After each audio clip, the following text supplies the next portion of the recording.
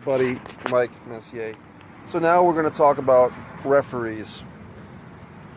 Nick Patrick, in my book, could not be a great classic referee, even though he was involved in many great classic angles and big matches in WCW. I believe, I could be wrong, that Nick Patrick had some WWE time on SmackDown once the acquisition took place. I could be wrong, but I'm having a memory. If I'm wrong, I forgive my goddamn self. But I think that Nick Patrick's problem, and I've said this to a good friend of mine, Nick Patrick was too tall. He was too big, he was too tall.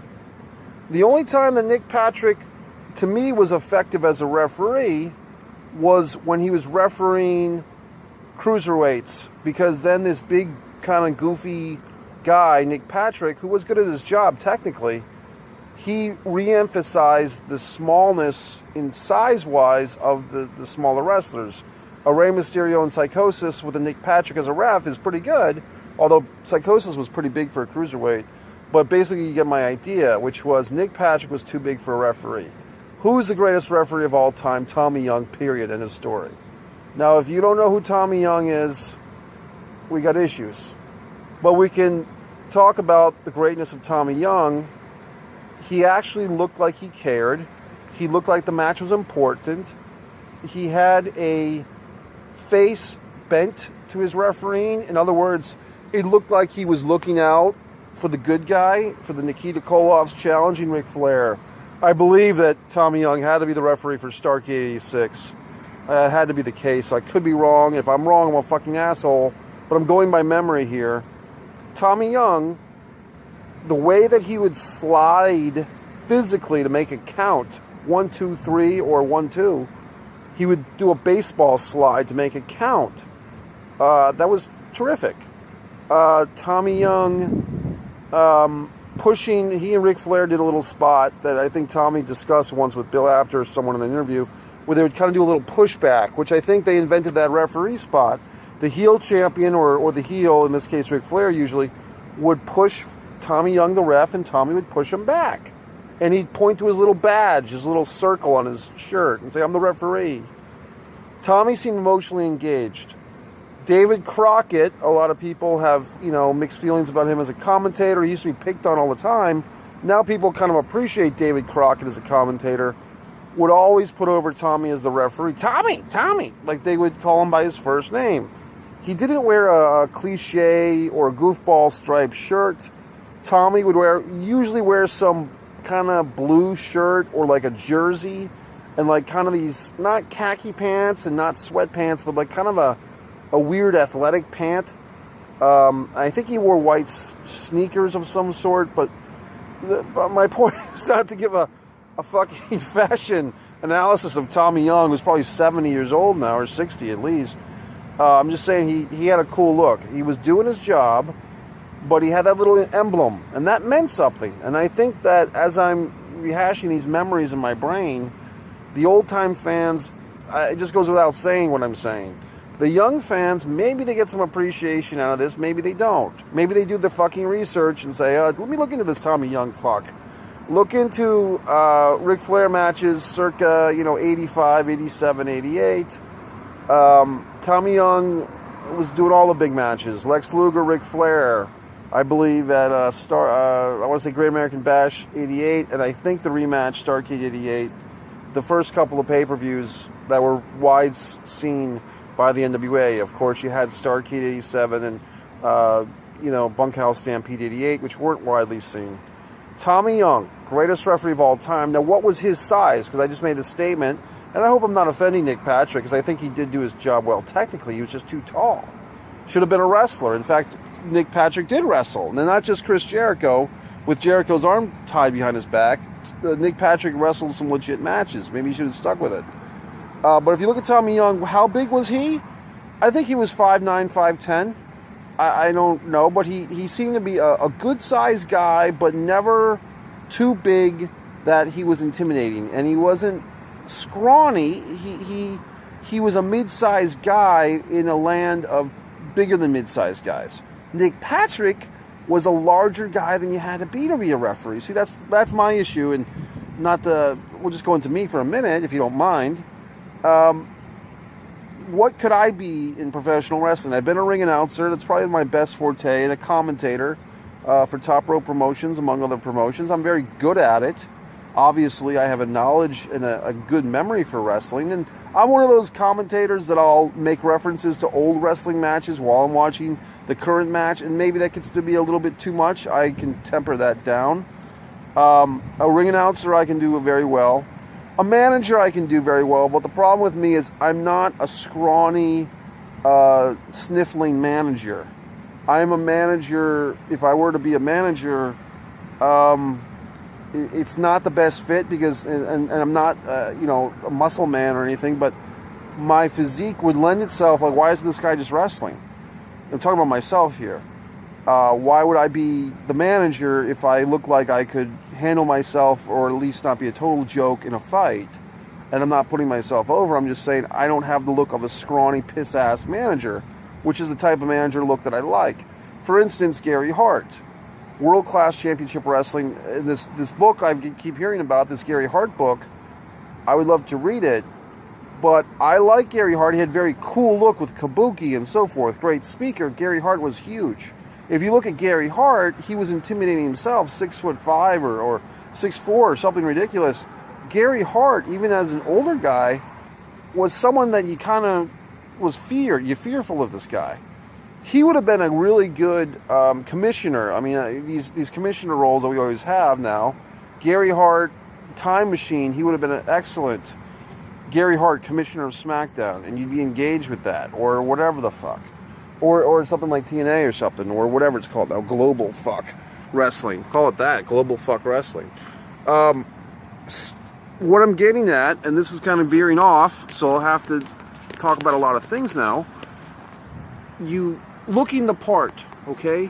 For those, and there's a kid, and it was a kid, a young guy, a friend of mine's in the wrestling business. He's a manager, and he had this young guy who's friends with, who was going to the wrestling school and training to be a wrestler. But the problem was, the kid, with all due respect, was not athletic enough to really pull off being a cruiserweight even. He didn't have the high flying ability. He was just a good kid who loved wrestling. Maybe he could take a bump, I don't know. But I said to him, why don't you be a referee? You could be a great referee. He was just athletic enough and had the enthusiasm that if he were to, and he, I'm not putting the kid down, but he wasn't terribly bright. He could help set up the ring, be very enthusiastic, help set up the seats, and be a ref and get a good paycheck. And that's not an insult. See, that's what people get insulted if you say things in a matter-of-fact way. But the kid, honestly, probably didn't have the fortitude or the physique or anything, or the flying ability to really be a cruiserweight. But what the fucking could be is a goddamn referee. We need good referees. And I could have helped that kid study Tommy Young, or even Nick Patrick, technically, but just knowing his size was a detriment. People love to talk about the fucking Hebners. Hebner. I've got no problem with Hebners. Earl and Dave Hebner. I mean, before they were in the WWF exclusively, and I think they had to go there exclusively after the Andre the Giant February 5th match, 1988. I believe that the deal with the Hebners was they had a cool thing because they were twin refs, but they never did that angle, as far as I know, the twin refs, until Andre beat Hogan, February 5th, 1988, Friday Night's Main Event. The Hebners were good. They had good, they would get excited. Tim White, I'm a Rhode Island guy. Tim White's a legend around here because he owns a bar called The Friendly Tap. Tim White was good. He was, his physique wasn't the best because he was a big guy who, I mean, he was good, but he wasn't as good as Tommy Young, okay? So Tim White, B+, okay?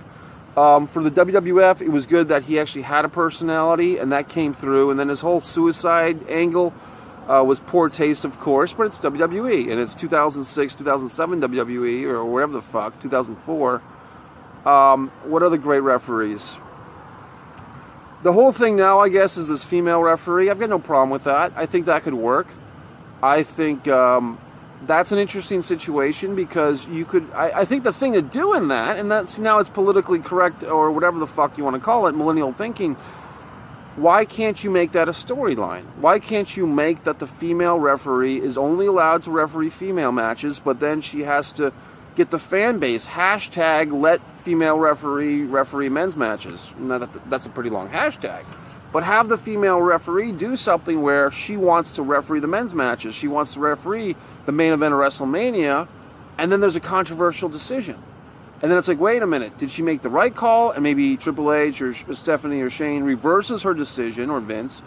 And then they say, wait a minute, why are you reversing the female referee's decision? Is that sexist? You could go all over the place with that. That could be huge.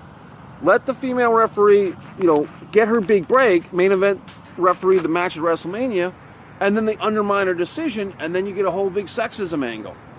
That's the way you got to think in this goddamn world. Okay.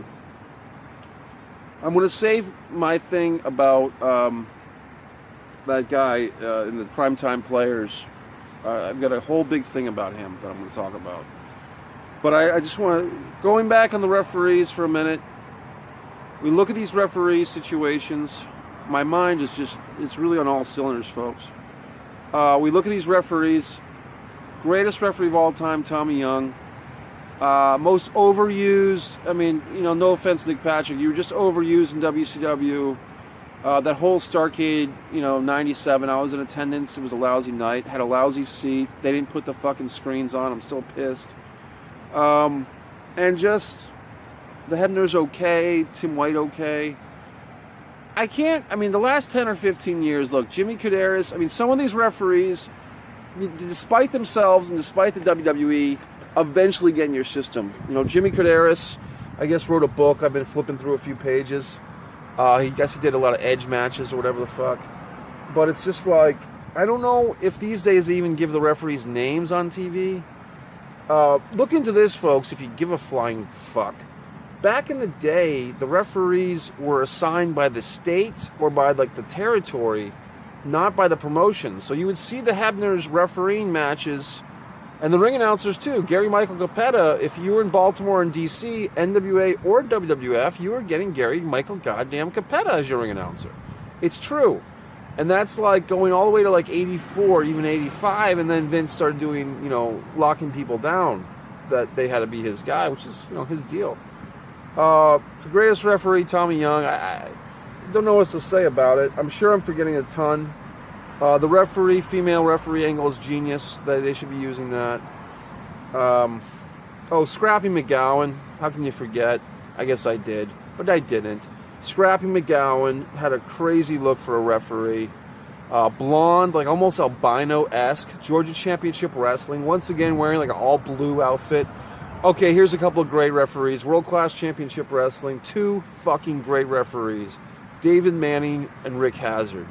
Okay, who did I forget? Bronco Lubick. He was like Grandpa. He's like, okay, Grandpa is refereeing the match. Bronco was this, I guess he was a retired wrestler. He was just so slow, and his cadence was you thought the guy was going to fall asleep. But Rick Hazard and David Manning especially, would do mic work in the middle of a match and get mad. Trying to think of these other promotions. UWF, I can't remember. Carl Fergie comes to mind. Wasn't he a referee? So, somebody can help me out in the comments if you give a flying fuck. Blah, blah, blah. So referees was the topic. I'm going to get to my other thing, and then that's it. Thanks. Mike.